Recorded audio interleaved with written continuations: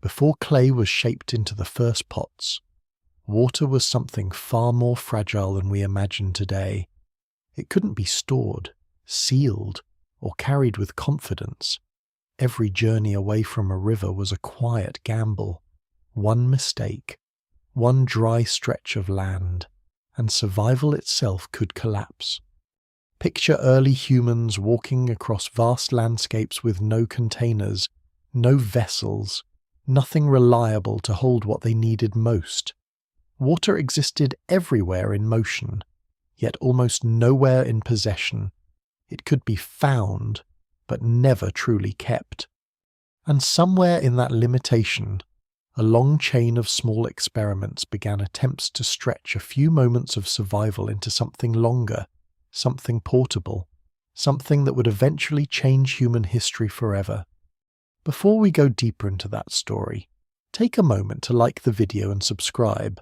It helps this channel grow, and it means you won't miss more journeys into the hidden history of our ancient past. Now imagine a world where every drop had to be earned the hard way. A wind moves across a barren stretch of land that is not yet a desert in the modern sense, but something more unstable, more unpredictable. It is a landscape that shifts between abundance and absence with the seasons, where water can exist in one place for a brief stretch of time and disappear entirely by the next turn of the sun. A small group of early humans stands at the edge of a fading pool, watching the last of it sink into cracked earth. What remains is not enough for tomorrow, and there is no container waiting nearby, no vessel to preserve even a fraction of it, only hands, mouths, and memory. Before we go deeper into this forgotten world of survival and invention, take a moment to like the video and subscribe if this is the kind of history and mystery you enjoy. Because what unfolds here is not just a story of how humans carried water, but a story of how they learned to outthink scarcity itself. In this distant past, long before pottery exists, water is not something stored, it is something encountered, it is found, consumed, and left behind. Survival depends on movement, not preservation. Early humans move through landscapes where every decision is shaped by hydration, where even a few hours without water can determine whether a group continues or collapses. There is no concept of carrying tomorrow's water today in any reliable sense, because the means to do so have not yet been invented, and nature itself offers few ready-made solutions. The human body, at this stage, is both an advantage and a limitation. It is adaptable, capable of long endurance and efficient use of resources, but it is also fragile when separated from water sources. The distance between one drink and the next is measured not in time, but in geography. A river bend, a shaded depression after rain, a hollow in rock where dew collects overnight, these are lifelines. And yet each of them is temporary, vulnerable to evaporation, seasonal change, or simple misjudgment in travel. What makes this world especially unforgiving is not only the scarcity of water, but the absence of permanence in how it can be handled. A modern mind imagines containers as obvious solutions, but in this era there is nothing equivalent. Stone cannot hold water unless it forms a natural basin. Wood leaks or rots. Plant materials dry out or crack. Animal skins, though later used, are not yet widely prepared or processed in ways that allow long-term storage. The idea of sealing liquid inside a manufactured object has not yet fully emerged, and so the earliest humans exist in a narrow window of dependency. They must follow water, not bring it with them. Entire migration patterns are shaped by invisible maps of rainfall, river overflow, and underground springs that surface only under certain conditions. A group may return to a location that once held water only to find it gone, leaving behind only mud impressions and the memory of relief that no longer exists.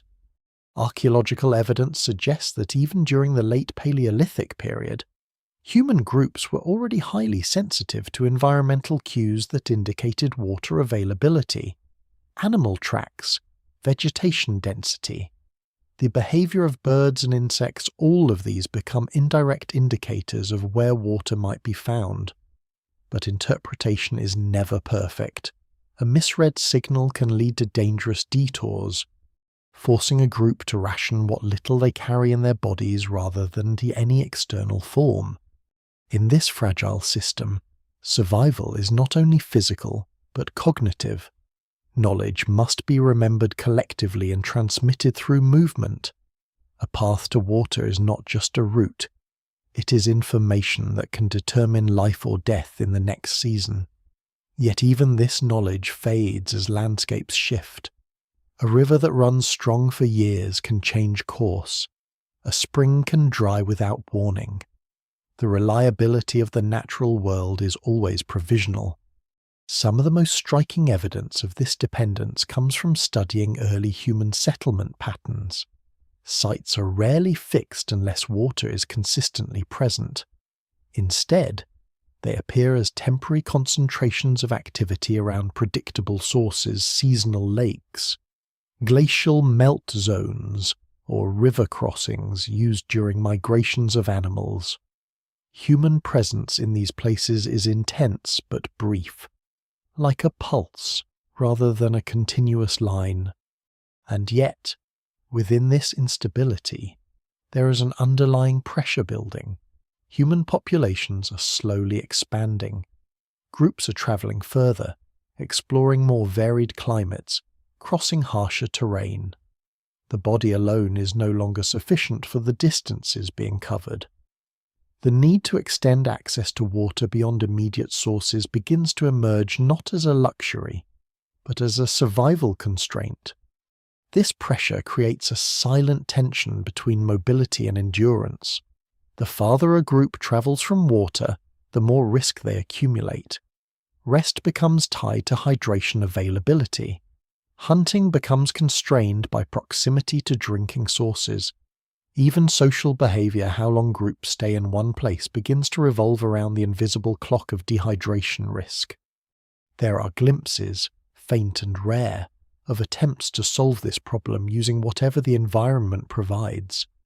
Hollowed natural forms, partially dried animal stomachs, or tightly woven plant fibers may occasionally be used to transport small amounts of liquid. But these are fragile solutions, experimental rather than standardized. They leak, degrade, or are too rare to form a consistent technological foundation. No single method yet dominates. What remains constant is thirst, not as a temporary sensation, but as a shaping force of life. It influences when people move, how far they travel, and where they dare not go.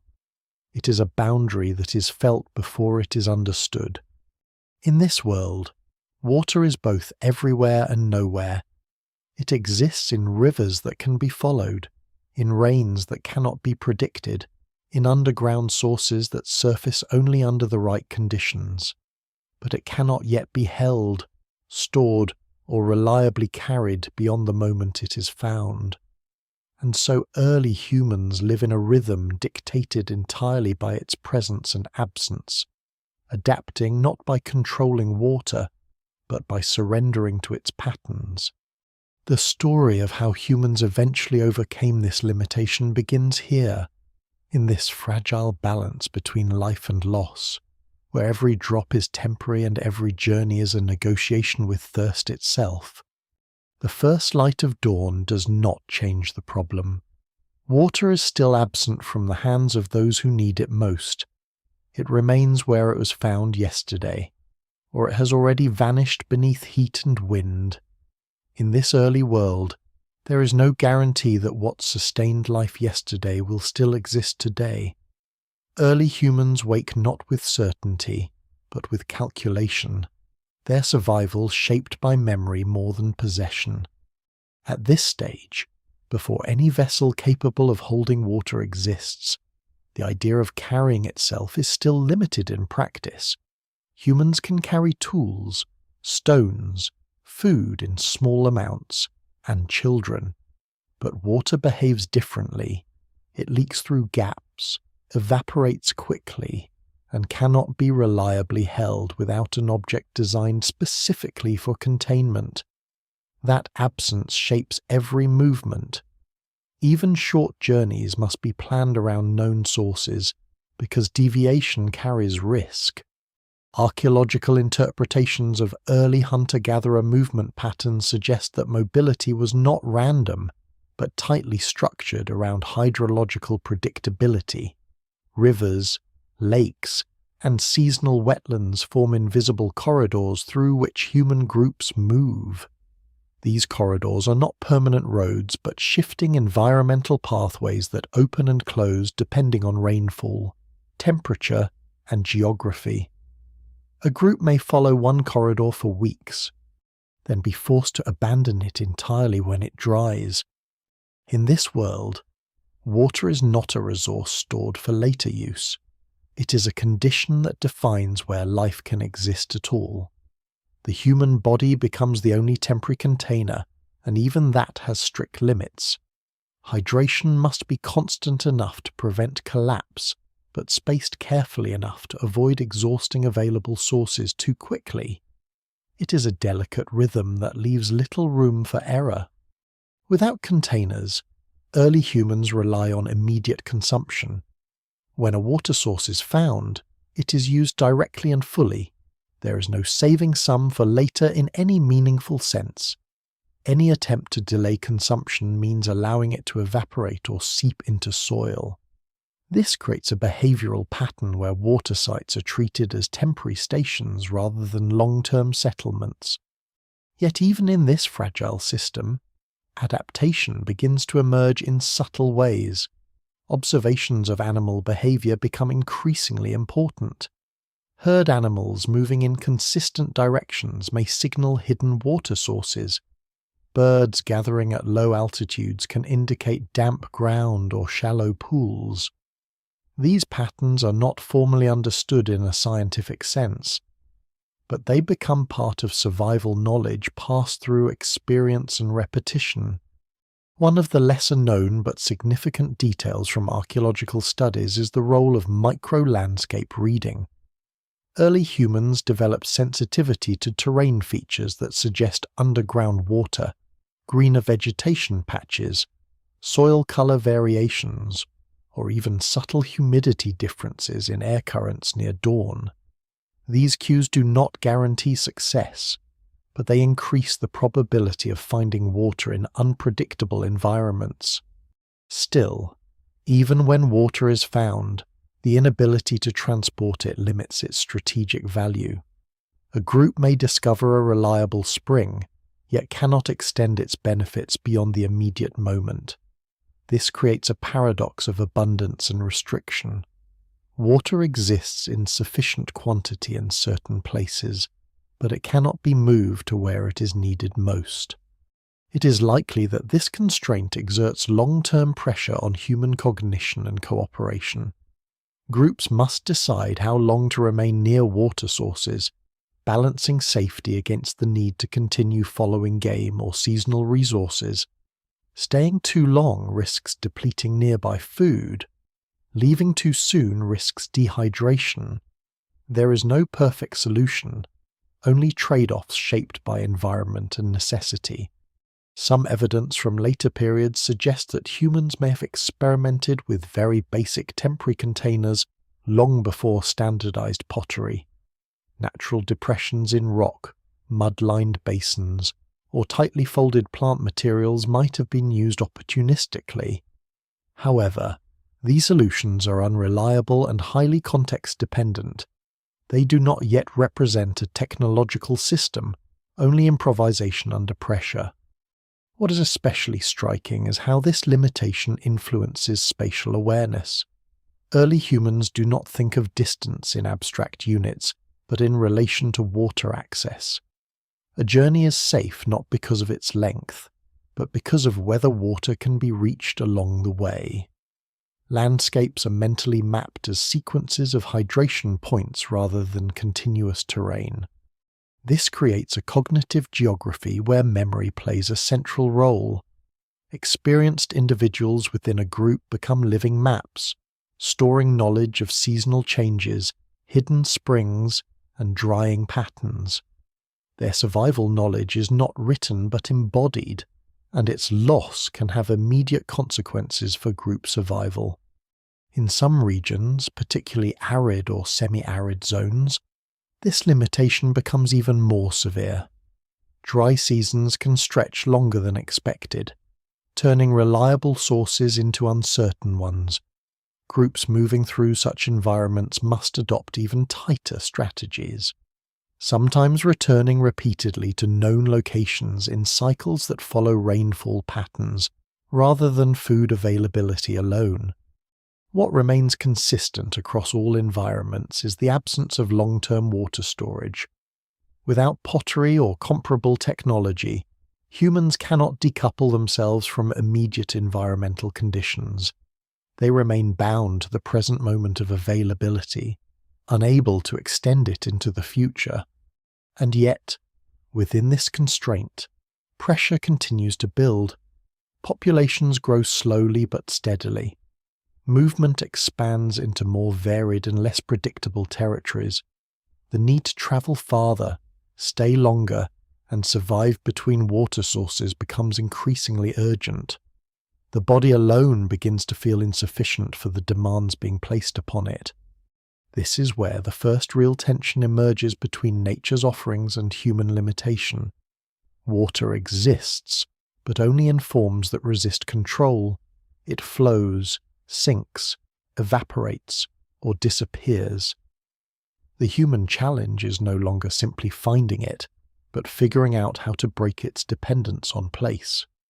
That challenge will slowly push experimentation forward, not through sudden invention, but through countless small failures, attempts to hold what refuses to be held, to extend what was never meant to last beyond the moment it is found.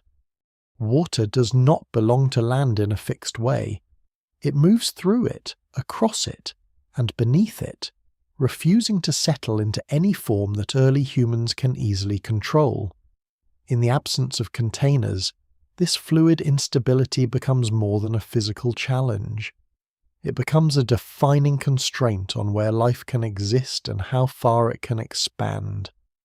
Every step away from a spring or river is also a step away from certainty. Yet even in this world of immediacy, early humans are not passive. They observe, they adapt, and they begin to recognize patterns that turn chaos into something slightly more predictable. Water may not be carried, but it can be anticipated. Rivers swell after rain. Pools form in depressions after storms. Certain valleys retain moisture longer than surrounding terrain. These observations slowly become part of a growing environmental intelligence. The landscapes they move through are not empty. They're full of subtle signals that only become meaningful when survival depends on noticing them. A faint change in vegetation density can indicate underground water. The presence of amphibians or specific insects can suggest hidden moisture nearby. Even the behavior of large herbivores becomes a guide, as animals often lead human groups toward resources they themselves depend on. Still, none of this solves the central limitation. Water can be found, but not reliably transported. This means that even when a group discovers a stable source, its usefulness is confined to proximity. There is no extension beyond reach. The concept of bringing water with you remains largely impossible in any consistent sense. Archaeological and anthropological models suggest that early human mobility is therefore highly structured around what might be called hydration zones. These are not permanent settlements, but temporary areas where water access is predictable enough to support repeated use. Groups move between these zones in cycles, following seasonal changes and animal migrations. But the distance between zones is always constrained by how long a human body can function without replenishment. This constraint shapes not only movement but social organization. Groups must coordinate timing carefully. If one subgroup leaves a water source too early, they risk dehydration before reaching the next. If they stay too long, they may miss opportunities elsewhere. Knowledge of timing becomes as important as knowledge of location. In some regions, especially those influenced by glacial melt or monsoon patterns, water availability fluctuates dramatically. A stream may appear powerful and stable during one season, then shrink to a trickle or disappear entirely in another. Early humans living in such environments are forced to develop deep familiarity with seasonal cycles, sometimes planning entire migration routes around expected water transformations months in advance. But even with this growing environmental understanding, the inability to store water remains absolute. Unlike food, which can sometimes be preserved in dried or smoked forms, water resists all early attempts at long-term retention. It seeps into soil, evaporates under sun, or contaminates quickly when left exposed. This physical reality limits not just survival, but imagination itself. There are rare moments where nature itself offers partial solutions. Certain shells, naturally hollow stones, or dense plant structures can temporarily hold small amounts of liquid. However, these are inconsistent and highly dependent on geography. In coastal environments, large shells might serve as short-term cups. In volcanic regions, porous rock cavities might trap rainwater briefly. But none of these form a universal solution. One of the more intriguing insights from archaeological interpretation is that early humans likely experimented repeatedly with such natural forms, even if no direct evidence of systematic use survives. The absence of durable artifacts makes it difficult to reconstruct these behaviors fully, but patterns of settlement and resource use suggest a continuous search for any object that could extend the moment of water availability.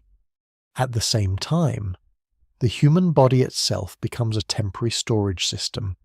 People may drink more than they immediately need when water is available, effectively using their bodies as buffers against future scarcity. But this capacity is limited and cannot replace external storage. It only delays the inevitable return to dependence on external sources. This limitation creates a subtle psychological pressure that shapes early human behavior.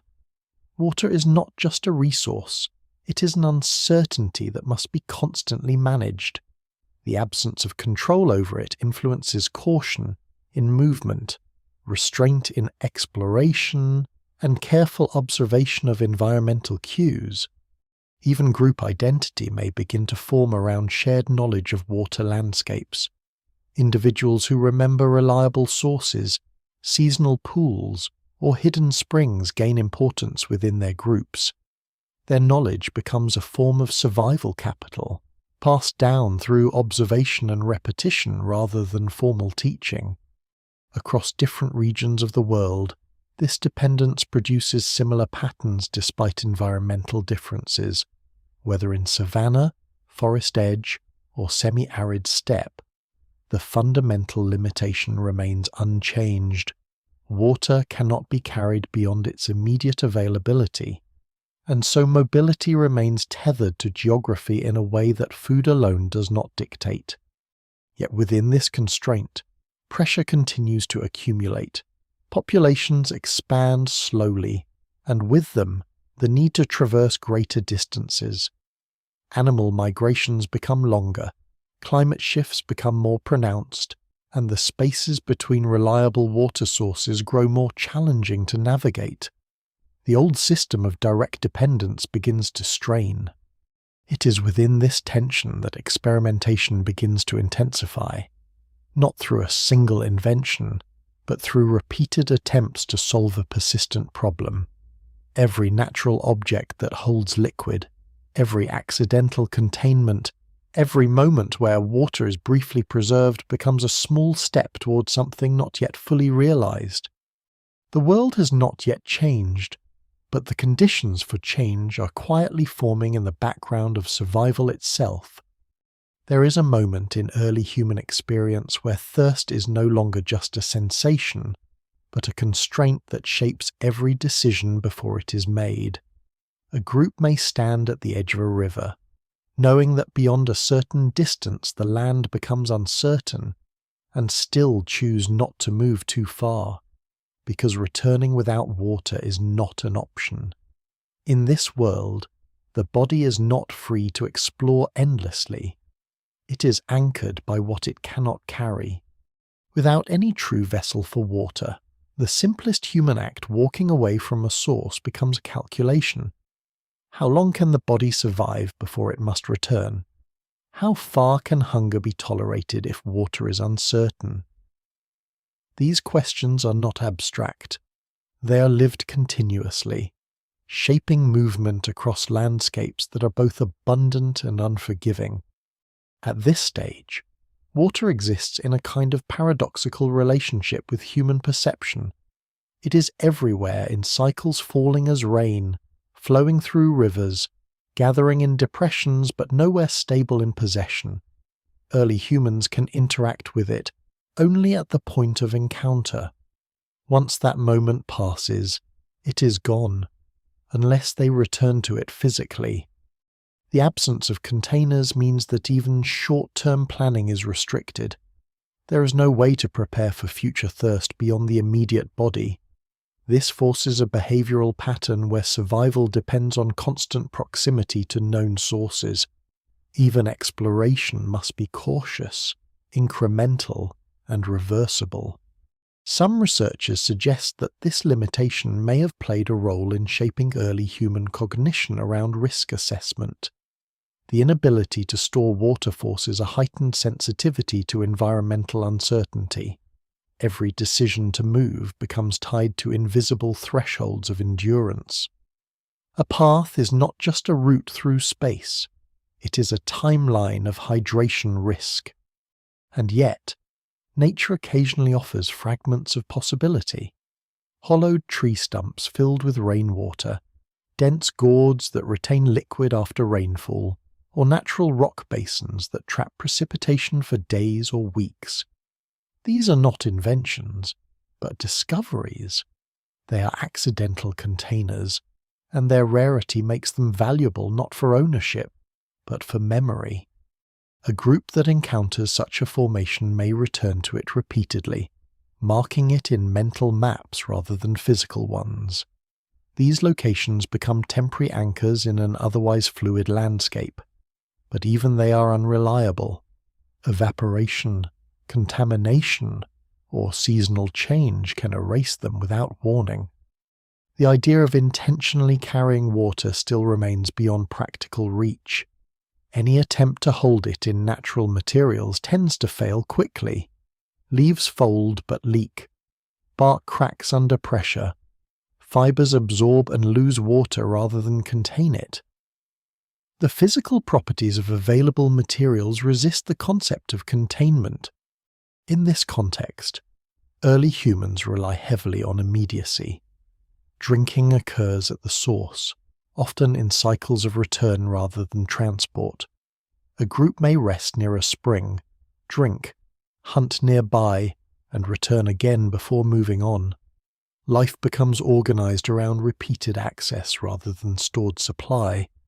But as populations slowly increase and mobility expands, this system begins to show strain. Some groups begin traveling farther from reliable water sources in search of food, raw materials, or safer territories. Each step outward increases dependence on uncertain return paths. The risk of miscalculation grows.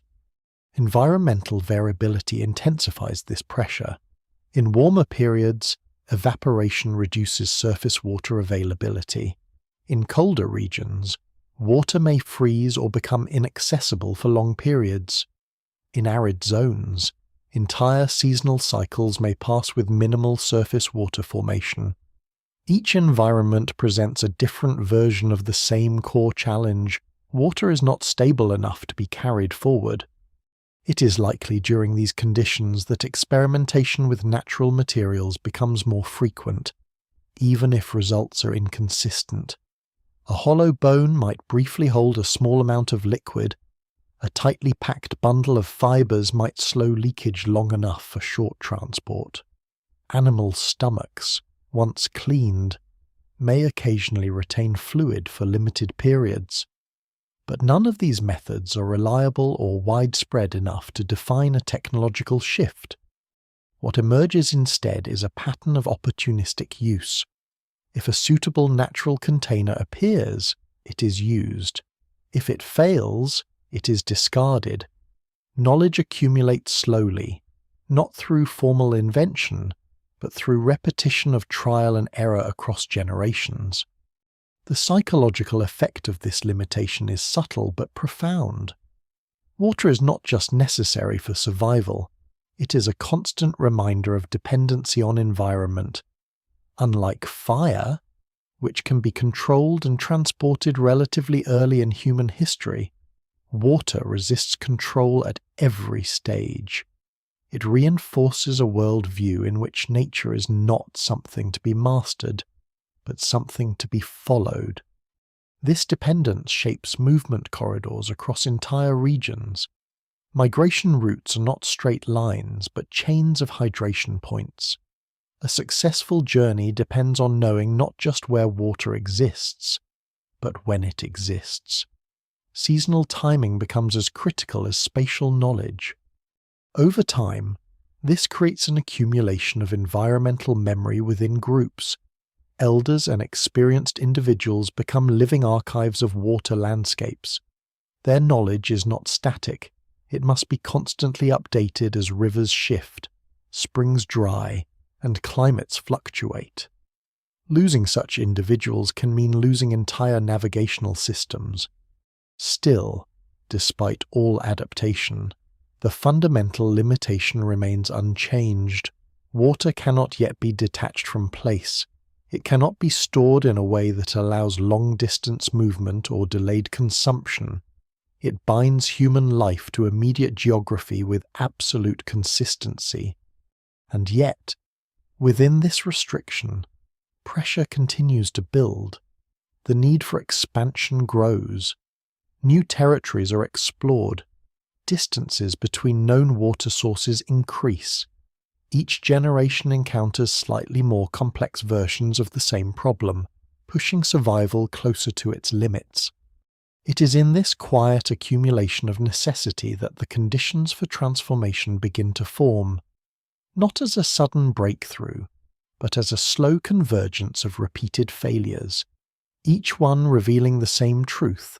Survival will eventually require a way to carry water beyond the moment it is found. There are places in the prehistoric world where water does not behave like a stable resource at all, but like a temporary event. A shallow basin fills after a storm, holds for a few days, and then disappears as if it never existed. A river floods and then retreats, leaving behind damp ground that slowly hardens into dust. For early humans, these shifts are not anomalies. They are the normal rhythm of survival. In such landscapes, water is less a destination and more a pattern to be interpreted. The ability to survive depends on recognizing when and where that pattern briefly becomes visible. Without containers, however, even perfect prediction offers only partial advantage. Finding water is not enough. It must be consumed immediately or lost. This constraint forces early humans into a relationship with environment that is both intimate and unstable. Movement becomes synchronized with seasonal changes in rainfall, snowmelt, and humidity cycles. Entire groups migrate not only across space, but across time-sensitive opportunities that may not repeat for months or years. Archaeological interpretations of settlement distribution suggest that early human presence is often concentrated around what might be described as water window short periods, when environmental conditions align to produce reliable access. These windows may last days, weeks, or in rare cases months, but they are always temporary. Once closed, they leave behind only traces of prior occupation. The inability to store water beyond these windows creates a fundamental limitation in planning. Food can sometimes be preserved through drying, smoking, or fermentation in later stages of prehistory, but water resists all early forms of stabilization. It evaporates too quickly, contaminates easily, and cannot be kept without a container designed for it. This absence shapes every other survival strategy. Even travel becomes conditional. A group cannot simply move toward a distant goal. It must move from one known water point to another, always within the limits of endurance. The distance between these points is the true measure of mobility, not the terrain itself. Mountains, forests, and plains matter less than whether water exists at predictable intervals along the route. In some environments, particularly savanna-like regions or transitional forest edges, water sources are scattered but somewhat predictable. In others, such as arid zones or cold steppe environments, sources are sparse and unpredictable, forcing even tighter dependence on environmental memory. A single misjudged journey can mean days of forced retreat or dangerous improvisation. It is in these conditions that early humans begin to develop increasingly refined observational systems. They do not study water in an abstract sense, but through its effects. Vegetation density becomes a map, animal movement becomes a guide, soil texture, humidity in the air. Even the presence of insects at certain times of day become indirect indicators of what lies beneath or ahead. Still, all of this intelligence collapses against the same physical limitation: water cannot be reliably carried. A group may know where water will appear, but they cannot bring it with them into dry zones. The boundary between access and absence remains absolute. Occasionally, natural formations offer brief exceptions. A deep leaf cluster may trap rainwater. A hollow tree trunk may retain moisture after storms. Certain types of fruit or gourds may hold liquid inside their structure. These are moments of environmental luck rather than technological control. They are discovered, not designed. Some of the most interesting anthropological hypotheses suggest that repeated encounters with such natural containers may have gradually influenced human curiosity toward intentional replication. Even if early use was inconsistent, the memory of holding water in a stable form would have been powerful. It would represent a glimpse of what control over water might look like. However, no reliable material system yet exists to support this idea. Plant fibers absorb rather than contain. Unfired clay crumbles or leaks. Animal skins, while sometimes usable in very limited ways, require complex preparation that may not yet be widely practiced or understood. The technological threshold for durable containment has not been crossed. This means that even when experimentation occurs, it remains localized and fragile. A technique might work in one environment but fail in another. Knowledge may not spread widely enough to form a stable tradition. The result is a world full of partial solutions that never fully resolve the underlying problem. At the same time, human groups are becoming more mobile. Climatic fluctuations, population pressures, and resource competition push migrations into more distant and varied territories. Each expansion increases exposure to environments where water is even less predictable. This expanding mobility intensifies the contradiction at the heart of survival. Humans are capable of traveling farther than ever before, but still constrained by the same inability to carry what they need most. The body can move across vast landscapes, but only within the narrow limits of hydration access. It is here that the pressure for innovation begins to accumulate more sharply, not as a conscious goal, but as a repeated necessity. Every failed journey, every missed water source, every return forced by thirst adds to a growing awareness that something fundamental is missing. The world has not yet changed, but it is beginning to demand change. And in that demand lies the slow emergence of a future where water will no longer be tied only to place, but to the objects humans learn to create. In the stillness after rain, the land briefly changes character.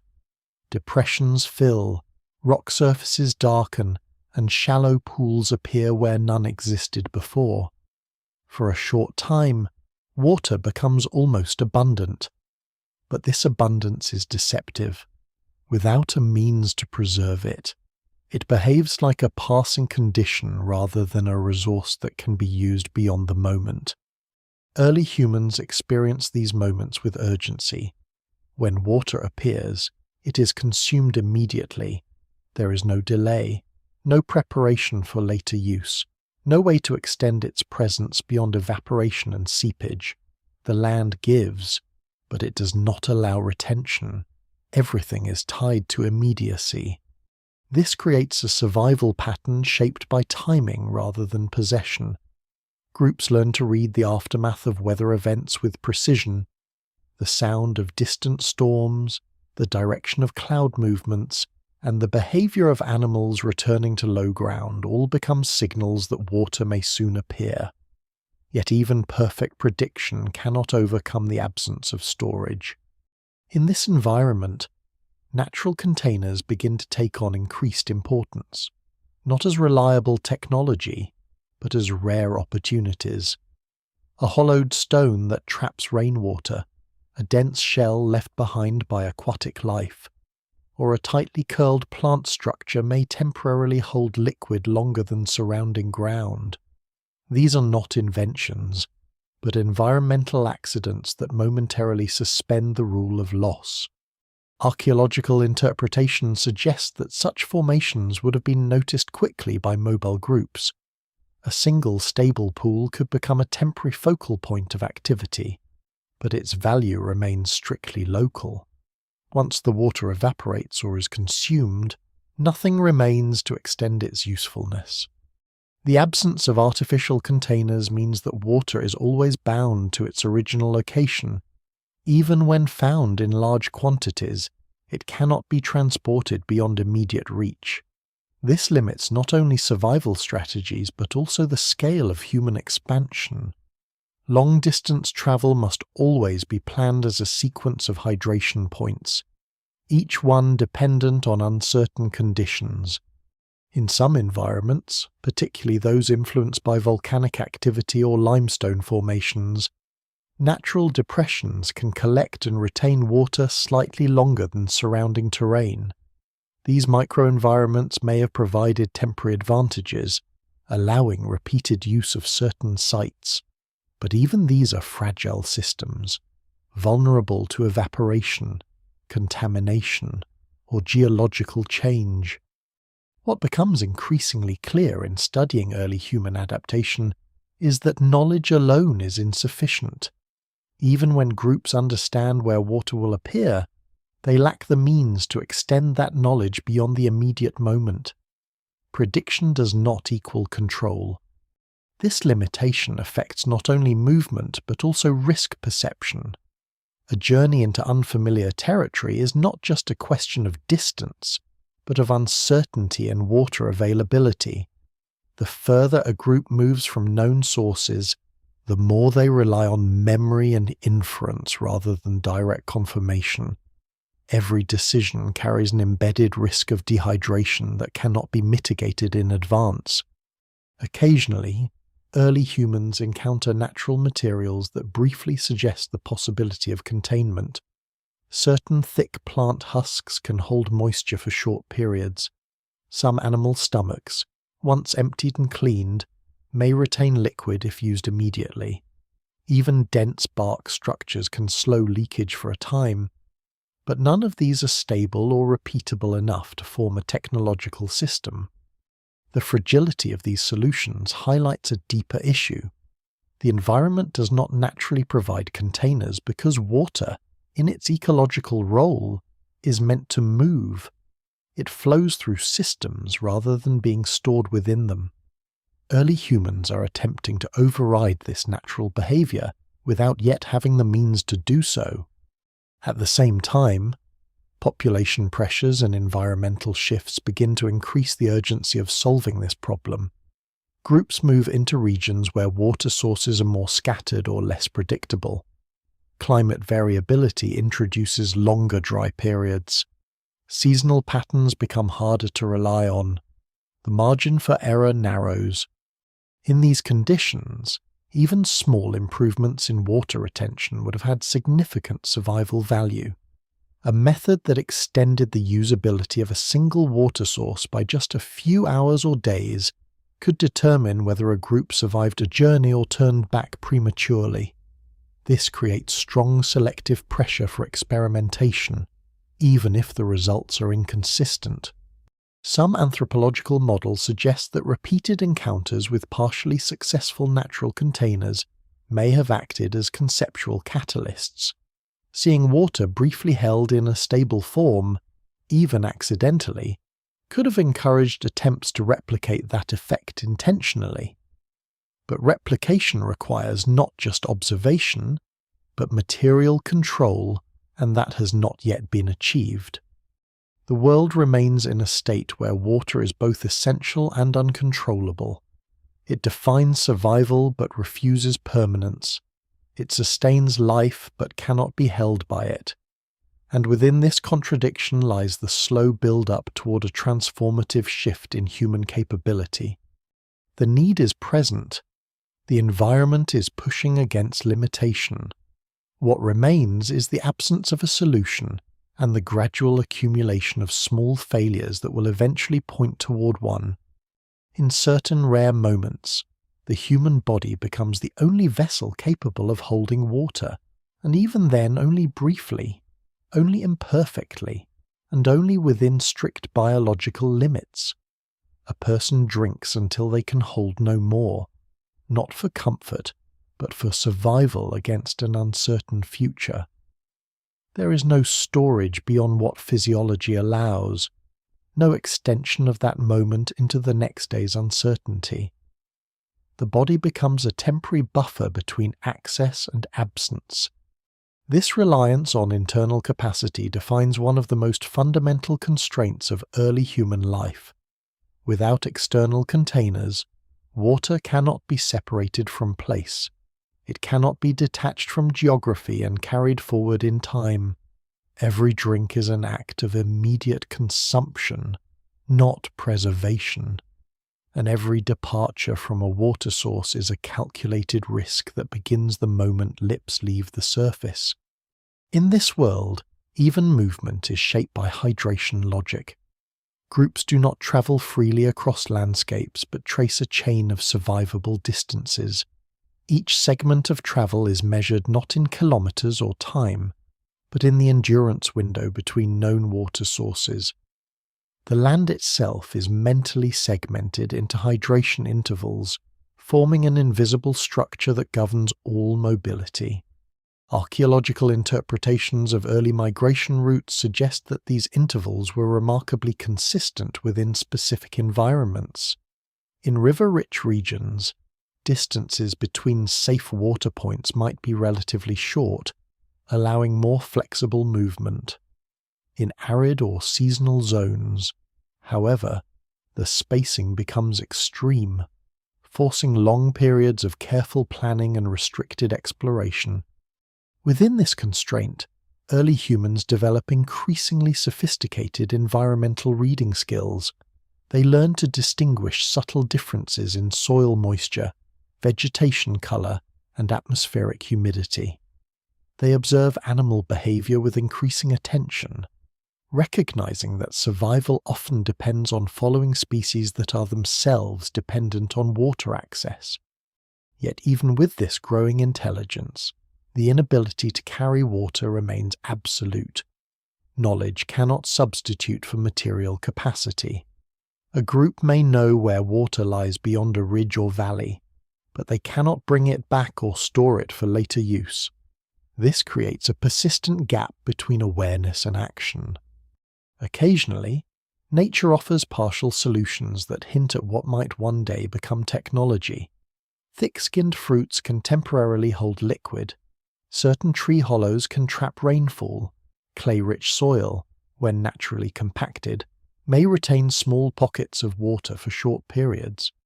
These are not inventions, but environmental coincidences that momentarily challenge the rule of loss. Some of the most compelling anthropological hypotheses suggest that repeated exposure to such natural containment effects may have influenced early experimentation. Even if results were inconsistent, the memory of water remaining in a stable form would have been significant.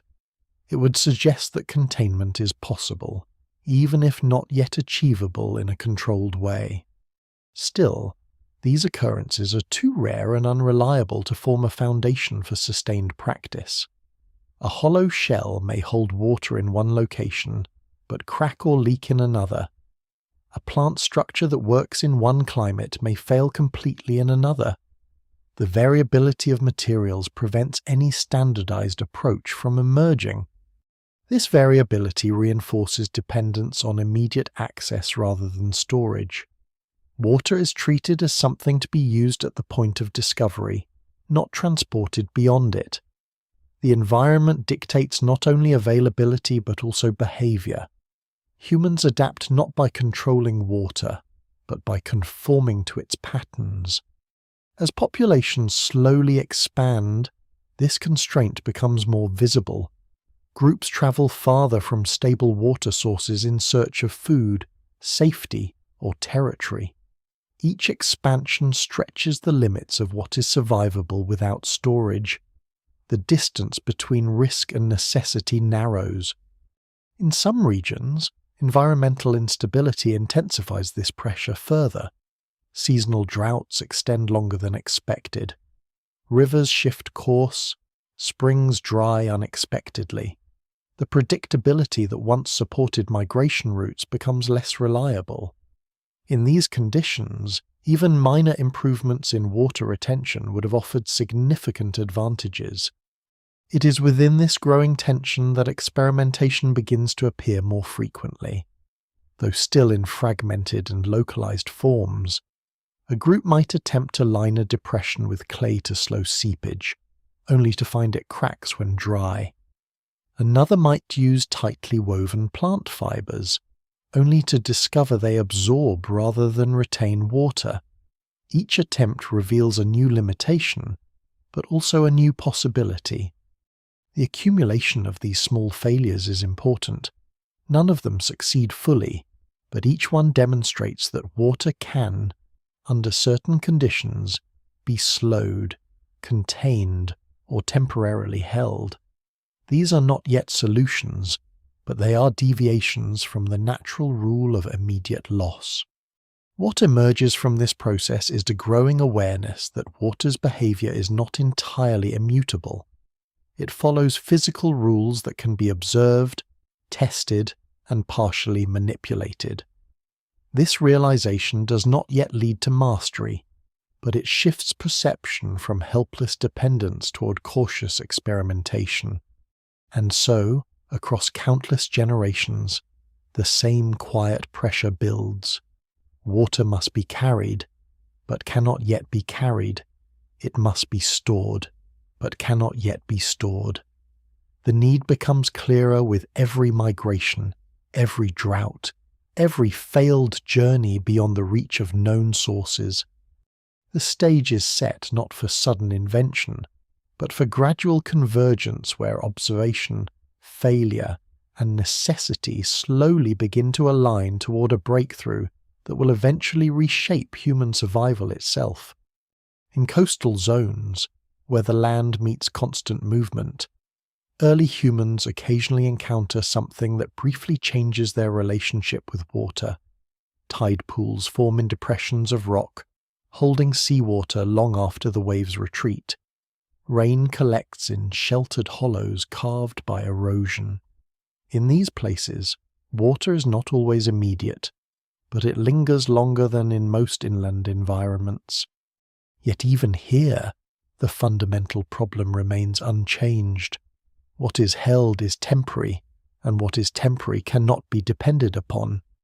Evaporation, contamination, and tidal cycles erase these small reservoirs without warning. The illusion of stability dissolves as quickly as it appears. Still, these environments are significant because they introduce one crucial idea: water can remain in place beyond the moment of rainfall or river flow. It does not always have to vanish instantly. Even if nature does not provide reliable storage, it occasionally demonstrates that retention is physically possible under the right conditions. This subtle observation, repeated across generations and environments, becomes one of the quiet foundations for later innovation. Early humans are not yet designing containers, but they are learning that containment is not impossible in principle. It is only unavailable in stable, controlled form. At the same time, inland groups continue to face more severe constraints. In arid and semi-arid regions, water sources are widely separated and highly seasonal. A single dry period can erase entire networks of shallow pools. Rivers that once served as migration corridors may become fragmented or disappear entirely for long stretches of time. In such conditions, mobility becomes increasingly risky. The distance between hydration points stretches beyond comfortable survival margins, forcing groups to rely more heavily on memory, environmental reading, and cautious movement. A miscalculation is no longer just inconvenient, it can be fatal. Archaeological reconstructions of these environments suggest that human presence becomes more episodic under extreme aridity. Sites appear during wetter phases and are abandoned when conditions deteriorate. This pattern reinforces the idea that early humans are still fundamentally tied to immediate water availability, unable to decouple survival from environmental fluctuation. However, even in these harsh conditions, experimentation continues. Natural materials are tested not systematically, but opportunistically. A hollow bone might be used to carry a small amount of water for a short distance. A folded leaf or bark container might delay evaporation long enough to reach another source. A cleaned animal stomach might temporarily hold liquid if used immediately after preparation. None of these methods are consistent, but each one represents a step closer to control. They reveal that water's behavior can be influenced, even if only slightly and temporarily.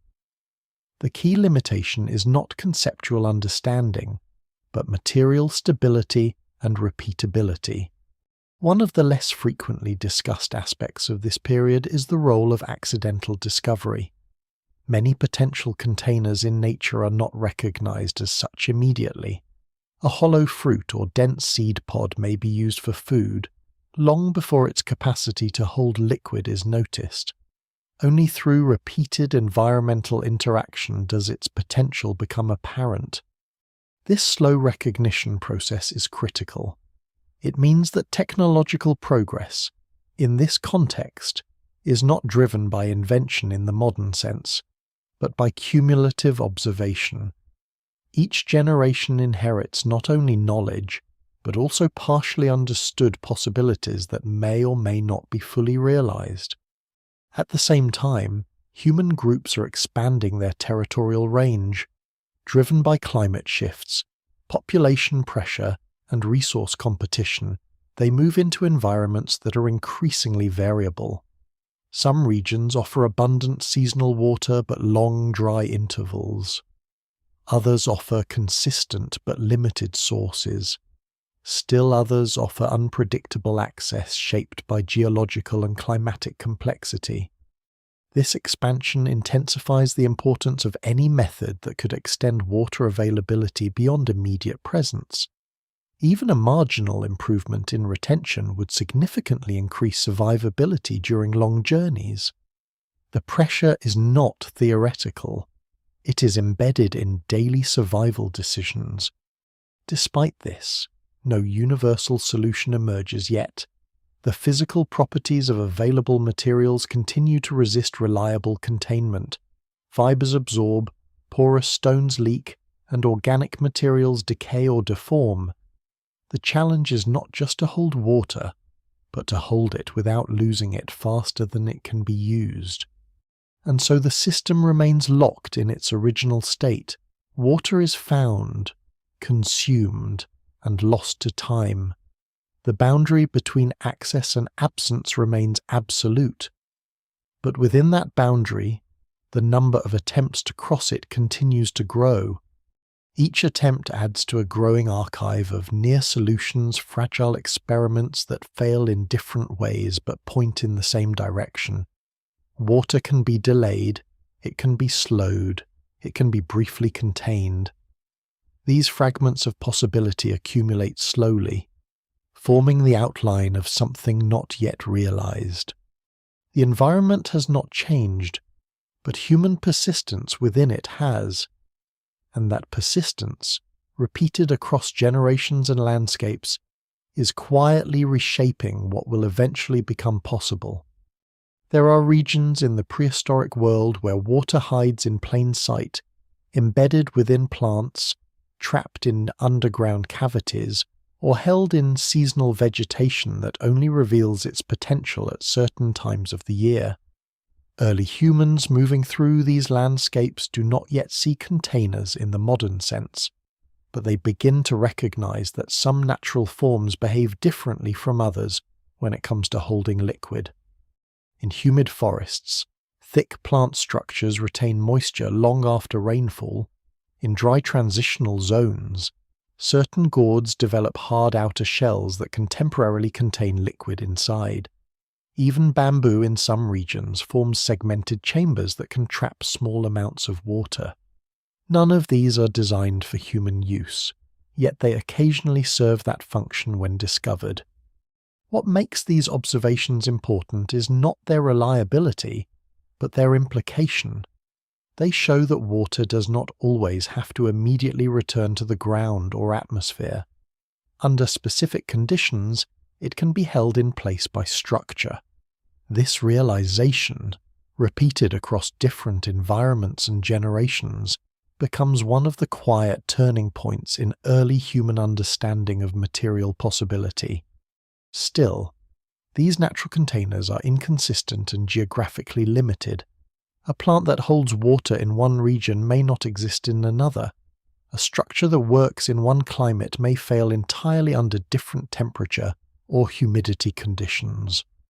This variability prevents any standardized use and keeps these discoveries within the realm of opportunistic survival. At the same time, early humans continue to rely heavily on immediate consumption. When water is found, it is still used at the source. The idea of transporting it remains constrained by the absence of reliable materials capable of long-term containment. Even when small quantities are carried, they are subject to leakage, evaporation, or rapid spoilage. Archaeological interpretations suggest that mobility patterns during this period are deeply shaped by these limitations. Groups tend to follow water-linked ecologies, moving along routes that connect predictable but scattered sources. These routes are not fixed paths but flexible networks that shift with seasonal changes and environmental conditions. Within this system, knowledge of water locations becomes one of the most valuable forms of survival information. Individuals who remember the timing of seasonal pools, the location of hidden springs, or the behavior of rivers across different climates hold critical importance within their groups. Their knowledge is not stored externally but carried mentally, and its loss can severely disrupt survival strategies. However, memory alone cannot solve the core limitation. Even perfect knowledge of water distribution does not allow water to be transported beyond its point of origin. This creates a persistent gap between environmental awareness and physical capability. Occasionally, early humans encounter natural materials that temporarily bridge this gap. Animal stomachs, when carefully prepared, may hold liquid for short periods. Thick shells or hardened seed pods may contain small amounts of water. Dense fibrous bundles can slow leakage long enough to move between nearby sources, but all of these are fragile and situational. One of the key insights emerging from anthropological studies is that these fragile solutions likely played a disproportionate role in shaping later innovation. Even if they were unreliable, they demonstrated that water could be separated from its immediate environment, at least briefly. That separation is conceptually significant, even if practically limited. In parallel, environmental pressures continue to intensify in many regions. Climate fluctuations create longer dry intervals. Seasonal variability becomes more extreme. Migration routes that once depended on predictable water cycles become increasingly uncertain. In these conditions, survival becomes more tightly bound to the ability to extend access beyond immediate availability. This increasing pressure does not produce a single moment of invention. Instead, it generates repeated experimentation across different groups and regions. Each attempt to solve the same problem produces slightly different outcomes, none fully successful, but each revealing a small piece of the larger puzzle. Some experiments focus on shaping natural materials. Clay-rich soils are tested for their ability to hold water. Plant fibers are woven more tightly in attempts to reduce leakage. Animal-derived materials are modified and reused in increasingly sophisticated ways. The results are inconsistent, but the direction of exploration is clear. What emerges from this period is not yet technology in the strict sense, but a gradual accumulation of material understanding. Early humans begin to recognize that certain substances behave more favorably than others when exposed to water. This recognition is still informal, but it marks a shift from pure opportunism towards selective experimentation. Despite these advances, the core problem remains unchanged. Water still cannot be reliably stored or transported over long distances. Every solution is temporary, local, and fragile. The boundary between access and loss remains firmly in place. Yet the persistence of experimentation is significant. Across different environments, climates, and groups, the same pressure produces similar attempts.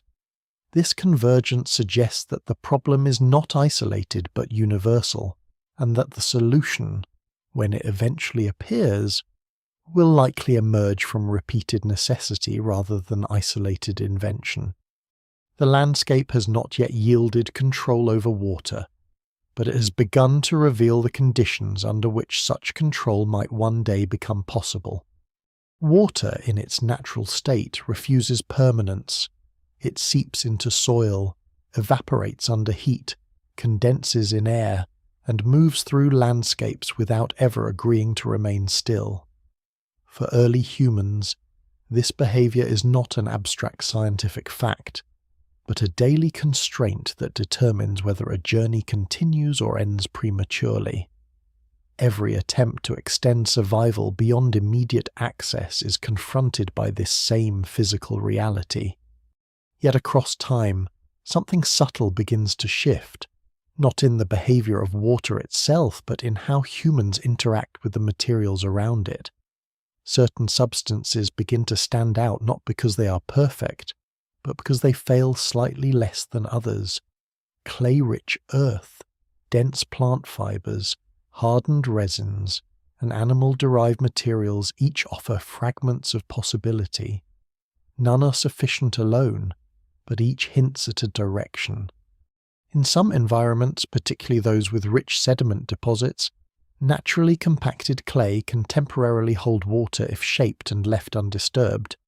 These formations are fragile, prone to cracking as they dry, but they introduce a critical idea: liquid can be held by deliberately shaped material, even if only for a short time. This is no longer accidental containment. It is the beginning of intentional shaping.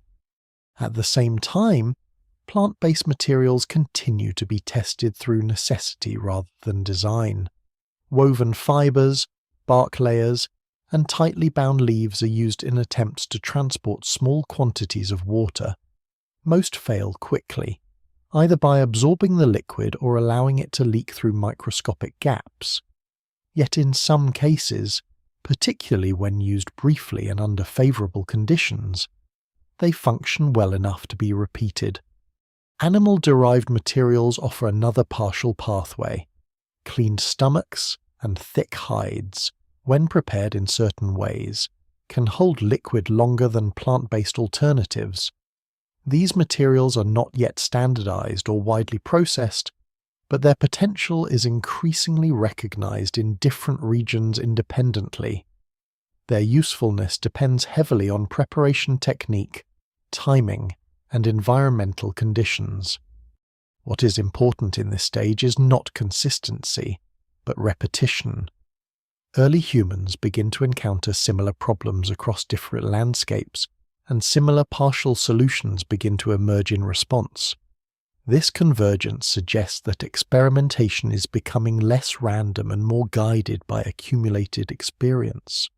Archaeological interpretations of this period indicate a gradual increase in site complexity near water sources. Some locations show repeated short-term occupation, suggesting that groups return not only to drink but to test and reuse environmental features that temporarily hold water. These sites become informal laboratories of survival, where materials are repeatedly tested under real-world conditions. Still, no solution yet achieves stability. Every attempt to hold water faces the same limitations: evaporation, leakage, structural collapse, or contamination. The physical properties of available materials continue to resist long-term containment. Even when short-term success occurs, it cannot yet be extended into reliable practice. This limitation reinforces a broader pattern in early human survival. Water remains tied to place, and place remains tied to timing. A successful encounter with water is always temporary, never transferable beyond its immediate context. The absence of storage prevents any accumulation of security across time. However, as populations expand and movement becomes more frequent, the pressure to overcome this limitation increases.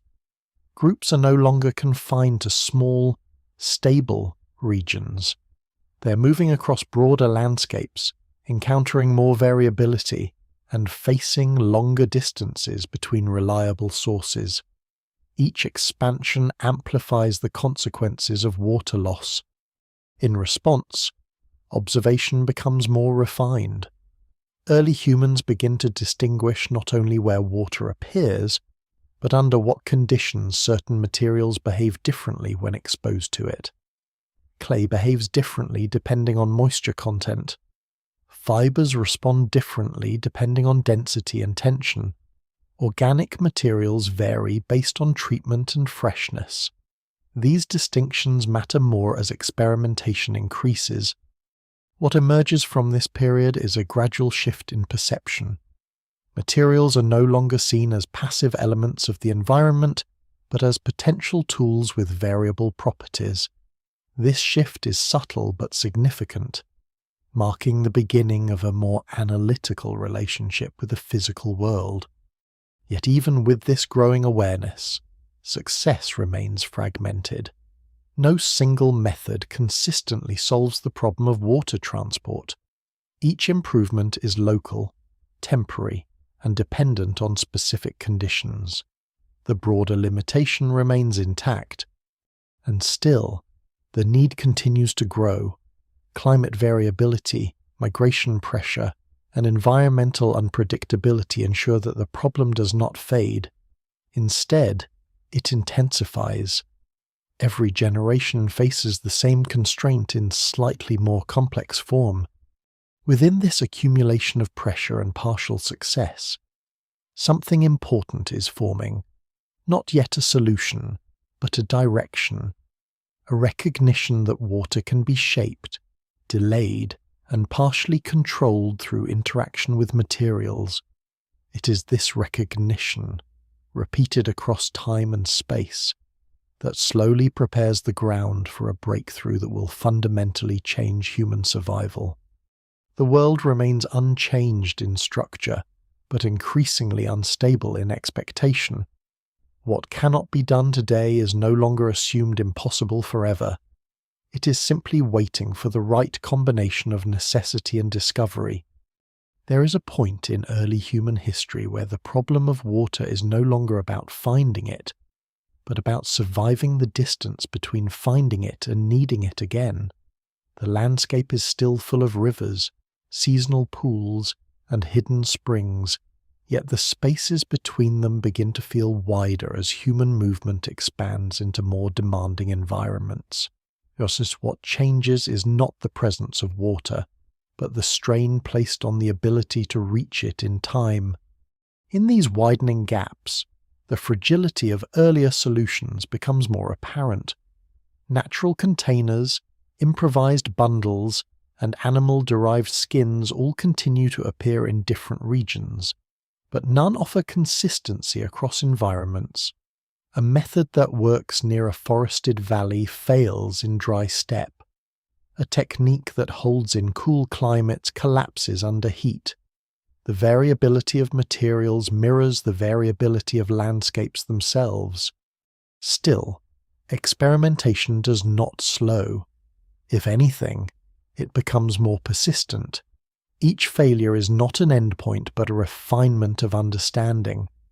Early humans begin to distinguish not only whether a material holds water, but how long it holds it, under what conditions it fails, and how it can be improved even slightly. These observations accumulate slowly across generations. Some of the most promising developments arise from animal-based materials, carefully prepared hides, stomach linings, and thick membranes demonstrate that liquid can be contained for longer periods than previously possible. However, these materials require skill, time, and knowledge that is not yet standardized. Their effectiveness depends heavily on preparation technique, which varies widely between groups. At the same time, plant-based solutions continue to evolve through trial and repetition. Fibrous weaving becomes denser. Natural resins are occasionally applied to reduce leakage. Plant structures are folded, layered, and combined in increasingly complex ways. While none of these methods achieve full reliability, they show a clear direction toward intentional modification of natural materials. One of the more important underlying shifts during this period is the gradual recognition that material properties are not fixed. Early humans begin to observe that the same substance can behave differently depending on how it is processed. Clay can crack or hold depending on preparation. Fibers can leak or retain depending on density. Organic materials can either decay quickly or remain usable for limited periods. This realization marks a subtle but important cognitive transition. The environment is no longer seen only as a source of ready-made solutions, but as something that can be altered through manipulation. This does not yet lead to full technological control, but it opens the conceptual space for it. Meanwhile, environmental pressures continue to intensify. Climatic shifts extend dry seasons in some regions and compress them in others. Migration routes become less predictable. Groups must travel farther between reliable water sources, increasing dependence on whatever temporary storage methods they can find or create. The margin for survival becomes thinner. In response, water-related knowledge becomes increasingly specialized within groups. Certain individuals develop reputations for their ability to prepare animal skins effectively or identify plant materials that hold moisture longer than expected. This knowledge is practical, experiential, and deeply tied to survival outcomes. Its value is immediate and unquestioned. Yet even with growing expertise, no method fully resolves the underlying constraint. Water remains difficult to separate from place. Every improvement only extends its usability by a limited amount of time or distance. The fundamental problem persists. Survival still depends on being near water more often than not. Archaeological interpretations of late prehistoric mobility suggest that some groups begin structuring movement with greater emphasis on intermediate holding points. These are not settlements in the later sense, but recurring locations where environmental conditions temporarily allow repeated access to water. Such sites become critical nodes in expanding migration networks. Still, these nodes are dependent on natural cycles rather than human control. A dry season can erase them. A climatic shift can relocate them. Their reliability is always conditional, never guaranteed. This reinforces the pressure to develop methods that are not bound to environmental fluctuation. In this context, the repeated experimentation with different materials begins to converge toward a shared goal, even if it is not explicitly articulated. The goal is no longer just to find water or use it immediately, but to extend its presence beyond the moment of discovery. This represents a fundamental shift in survival strategy. Each incremental improvement, slightly slower leakage, slightly longer retention, slightly more durable structure adds to a growing sense that water behavior can be influenced beyond natural constraints. None of these changes are sufficient on their own, but together they begin to outline a path forward. And so, across many generations and environments, the same pressure continues to accumulate. The need to carry water farther, hold it longer, and separate it from immediate geography becomes increasingly unavoidable. The solutions remain incomplete, but the direction is no longer uncertain. The problem is still unsolved, but it is no longer unimagined. In the long arc of early human survival, there is a moment where endurance alone is no longer enough. The body can adapt to heat, cold, hunger, and exertion, but it cannot escape the basic requirement of water. As groups move into wider territories and climates become more unstable, the distance between reliable sources begins to exceed the comfortable limits of biological endurance.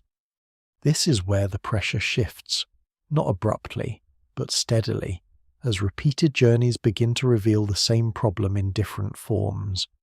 A path that was safe in one season becomes dangerous in another. A river that once flowed consistently becomes unpredictable. A spring that was dependable begins to weaken or shift location.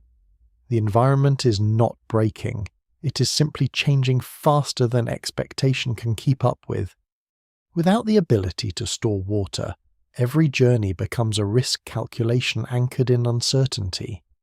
Early humans are forced to choose between staying near known sources or venturing into unknown spaces where survival cannot be guaranteed. This tension shapes movement patterns across vast regions, creating a rhythm of cautious expansion followed by necessary retreat. In response, the importance of intermediate water points increases.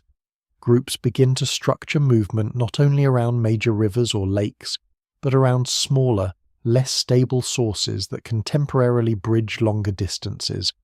These include seasonal pools, shaded depressions, and areas where groundwater occasionally rises to the surface. Each point is fragile, but together they form a network of survival. However, even this network is limited by time. Without storage, these points cannot be stabilized or extended. A dry season can erase them entirely. A shift in rainfall patterns can move them beyond reach. What appears as a system is still fundamentally dependent on environmental coincidence. It is within this constraint that experimentation with materials becomes more urgent and more focused. Early humans are no longer simply testing what holds water by chance. They're beginning to refine attempts based on repeated observation. Certain materials consistently fail in similar ways, while others show partial resistance to leakage or evaporation. Animal-derived materials continue to show the most promise. Hides, when properly cleaned and shaped, can hold liquid longer than most plant-based alternatives. Internal membranes from animals provide flexible containment that can be adjusted in size and form. These methods are still imperfect, but they represent a meaningful step beyond purely incidental solutions. Plant-based experimentation also advances. Fibers are woven more tightly, sometimes layered to reduce seepage. Natural resins and fats are applied in attempts to seal gaps. These techniques do not yet produce fully reliable containers, but they demonstrate an increasingly deliberate approach to modifying material behavior. One of the key developments during this period is the gradual separation between finding and making. Earlier, survival depended almost entirely on finding useful natural forms. Now, there is a slow shift toward creating conditions where materials behave in desired ways, even if only temporarily. This is not yet full technological control, but it is no longer passive reliance on chance. At the same time, environmental unpredictability continues to increase pressure on these experiments. Climate fluctuations create more extreme wet and dry cycles. Some regions experience longer drought periods, while others experience sudden flooding followed by rapid drying. These changes make consistent water access even more difficult to maintain. In such conditions, even small improvements in water retention become highly valuable. A method that allows a group to carry water just slightly farther can mean the difference between a successful migration and a forced return. This creates strong incentive for repeated experimentation, even when success is limited. Archaeological interpretation suggests that knowledge of these methods spreads unevenly. Some groups develop more advanced techniques for preparing animal skins or selecting plant materials, while others rely primarily on opportunistic use of natural formations. This variation creates a patchwork of survival strategies across different regions. Despite these differences, the underlying trajectory remains consistent. Every group faces the same fundamental limitation. Water cannot yet be reliably separated from its environment. It can be used, observed, and briefly held, but not stabilized across time in a controlled form. Still, the accumulation of partial solutions continues. Each attempt refines understanding of how materials interact with liquid. Each failure reveals new constraints. Each success, however small, confirms that water is not entirely beyond manipulation. Over time, this creates a growing conceptual shift. Water is no longer seen only as a force of nature that must be followed. It is increasingly understood as a substance that can be shaped indirectly through material interaction. This idea does not yet lead to a complete solution, but it changes the direction of thought. And in that shift, the foundation of a future transformation is quietly being formed. At a certain point in early human expansion, distance itself becomes the central problem. Not distance measured in space alone, but distance measured in survival time. A journey is no longer just about reaching a destination, but about surviving the gap between water sources that no longer feel reliably predictable. The land is still full of rivers and seasonal pools, yet the spacing between them begins to exceed the comfort limits of the body. In earlier stages, movement followed water. Now, movement begins to stretch beyond it. Groups venture into regions where the next reliable source is uncertain, driven by food opportunities, seasonal changes, or environmental pressure from competing groups. Each step away from known water points increases dependence on whatever limited means of carrying or delaying water they possess. This is where the limitations of pre-container survival become most visible. Without reliable storage, Every journey must be tightly synchronized with environmental timing. A delay of a few days in rainfall, a misjudged route, or an unexpected dry zone can shift survival from manageable to critical. The body's endurance window becomes the only buffer between success and collapse. Archaeological patterns suggest that during this period, human groups increasingly rely on chain movement, a strategy where travel is broken into short segments between known hydration points. These points are often natural and temporary shaded pools, river bends, or groundwater-fed depressions. Each segment is carefully planned, but always vulnerable to environmental change. What makes this system fragile is not lack of knowledge, but lack of control. Even when groups know where water should exist, they cannot guarantee its presence at the moment of arrival. Seasonal variation, evaporation, and ecological shifts constantly disrupt expectations. Knowledge improves survival odds but never removes uncertainty. In response to this growing instability, experimentation with materials continues to intensify. Animal-derived solutions remain the most promising. Skins, stomach linings, and membranes are increasingly handled with greater care, sometimes treated to reduce leakage or slow degradation. These methods are still inconsistent, but they are no longer purely accidental. They are becoming techniques passed through experience. Plant-based approaches also evolve.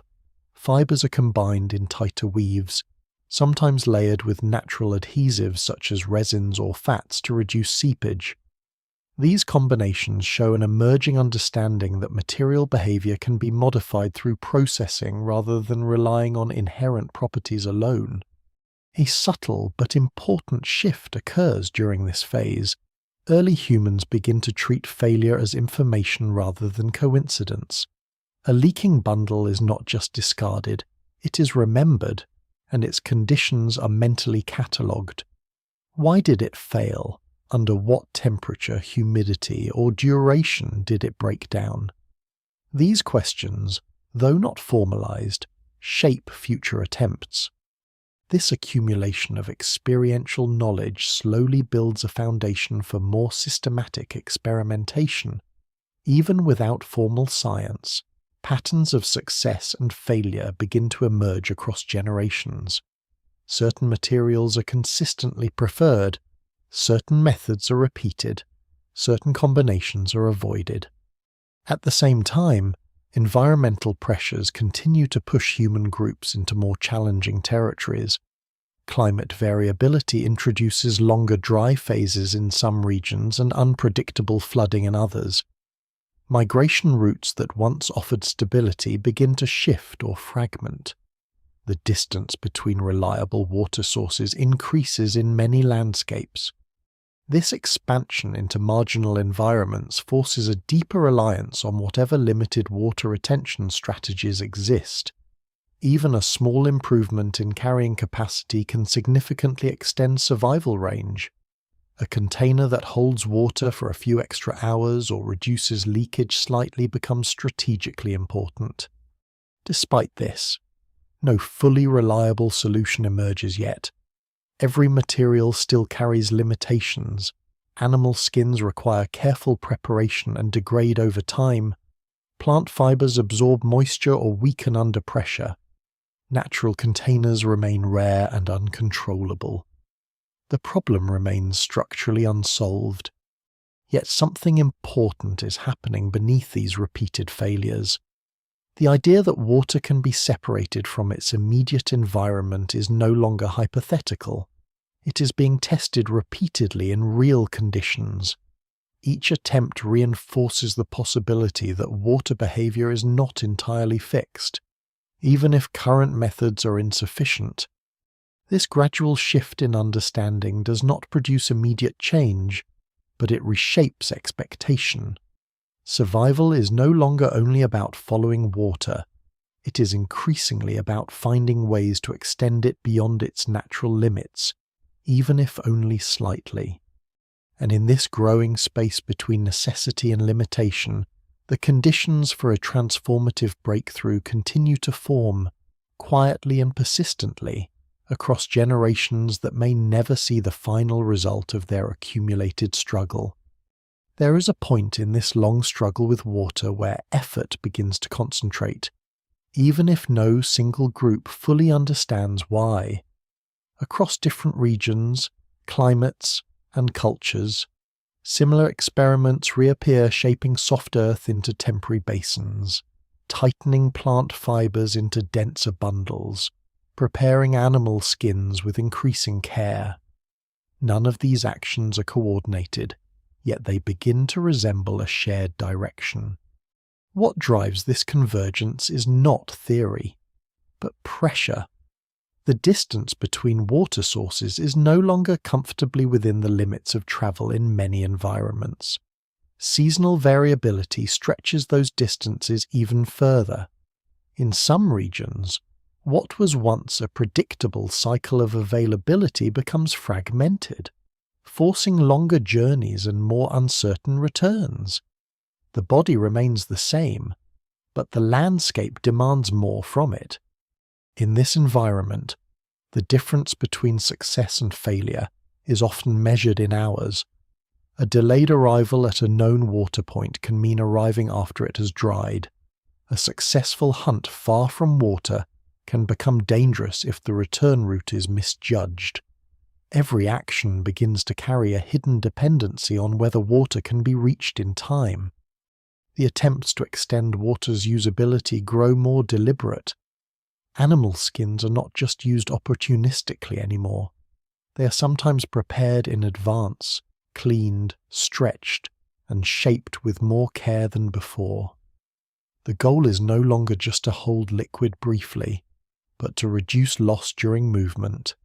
Even partial improvement matters. Plant materials also begin to be treated with greater attention. Fibers are selected more carefully, sometimes from specific plants known to behave better under moisture.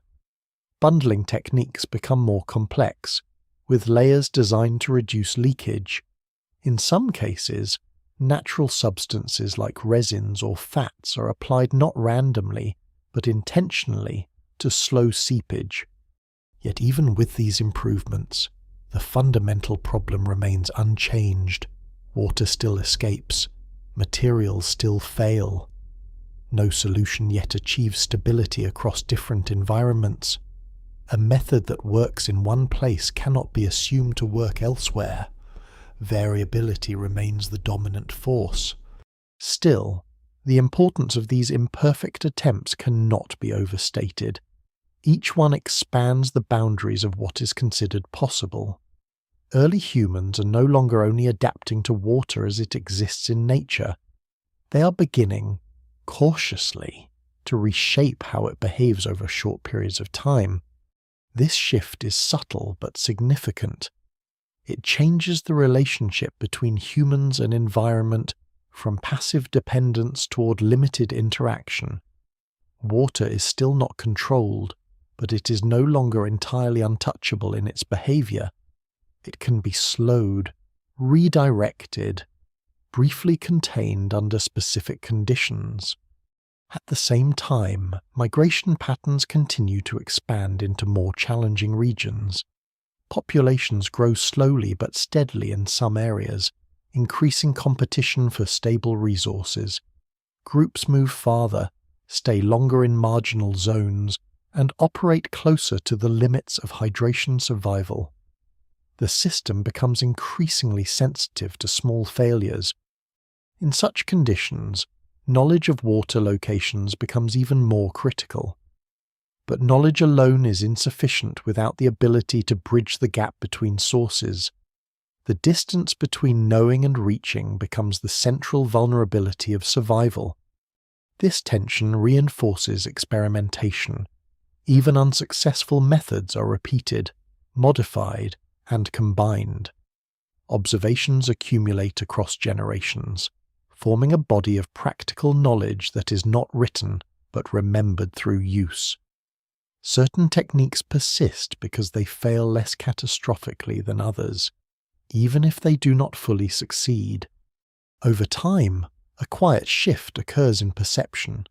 Materials are no longer judged only by what they are, but by what they can do under specific conditions. This marks an early step toward functional thinking, an understanding that properties can be shaped, not just observed. Still, no breakthrough occurs yet. The system remains fundamentally constrained. Water continues to resist stable containment. The environment continues to dictate availability, and human survival continues to depend on navigating this unstable relationship. But the direction is now unmistakable. Across repeated failures, across different landscapes, across generations, the same pressure continues to accumulate toward a solution that has not yet arrived, but is becoming increasingly necessary. By the final stage of this long pre-pottery world, the problem of water has become both more familiar and more urgent. Familiar, because every generation has lived with it without exception. Urgent, because the spaces between reliable sources have widened to the point where simple reliance on memory and timing is no longer enough in many environments. Early humans now move through landscapes that demand prediction, endurance, and improvisation at the same time. A journey is never just a path from one place to another. It is a sequence of calculated risks, each tied to whether water will be available when it is needed most. The body remains the only consistent vessel, and even it is limited in what it can temporarily hold. Across many regions, experimentation with materials has reached a quiet intensity. Animal skins are prepared more carefully than before, sometimes treated repeatedly to reduce leakage and improve flexibility. Plant fibers are combined in denser weaves, occasionally reinforced with natural resins or fats. Clay-rich earth is shaped and tested in increasingly intentional ways, even when results remain fragile and temporary. None of these approaches fully solve the problem. Water still escapes, containers still fail, but something important has changed. Failure is no longer random, it is studied, compared, and remembered. Early humans are beginning to recognize patterns in how materials behave, even if they cannot yet fully control those behaviors. This accumulation of knowledge creates a subtle but critical shift.